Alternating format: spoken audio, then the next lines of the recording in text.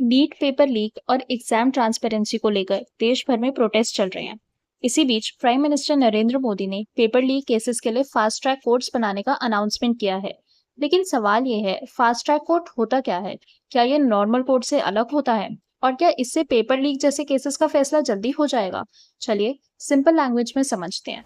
Hello everyone, welcome to capital and compliance where finance meets compliance. और आज हम बात करेंगे ऐसे ही एक रियल लाइफ लीगल इशू की।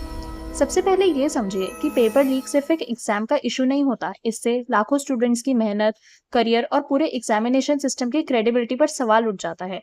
इसी वजह से रीसेंट पेपर लीक कंट्रोवर्सीज के बाद गवर्नमेंट ने पेपर लीक केसेस में स्पीडी जस्टिस देने के लिए फास्ट ट्रैक कोर्ट्स एस्टैब्लिश करने की बात कही है। सबसे पहले एक कॉमन मिसकंसेप्शन दूर करते हैं। फास्ट ट्रैक कोर्ट कोई अलग कोर्ट सिस्टम नहीं होता। ये सुप्रीम कोर्ट या हाई कोर्ट से अलग जुडिशरी भी नहीं है। ये रेगुलर जुडिशियल सिस्टम का ही हिस्सा होता है। बस कुछ स्पेसिफिक कैटेगरी के केसेस को प्रायोरिटी के साथ सुनने के लिए इन कोर्ट्स को डेजिग्नेट किया जाता है, ताकि अननेसेसरी डिले कम हो और ट्रायल जल्दी कंप्लीट हो सके।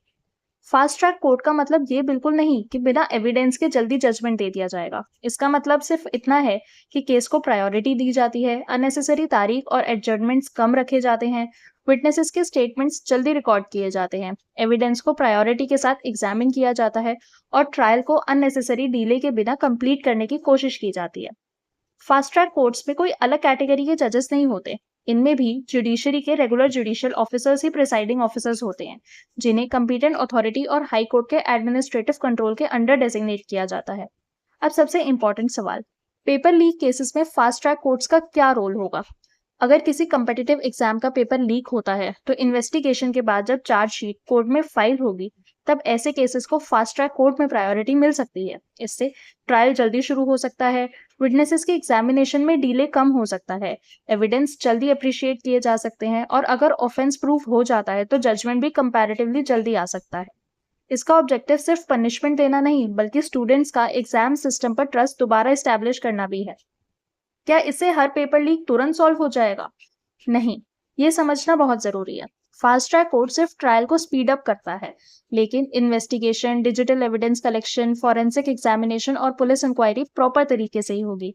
यानी जस्टिस जल्दी मिले, लेकिन बिना ड्यू प्रोसेस कॉम्प्रोमाइज किए। इंडियन कॉन्स्टिट्यूशन के आर्टिकल 21 के अंदर सुप्रीम कोर्ट कई जजमेंट्स में ये कह चुका है कि स्पीडी ट्रायल भी right to life and personal liberty का एक इंपॉर्टेंट पार्ट है।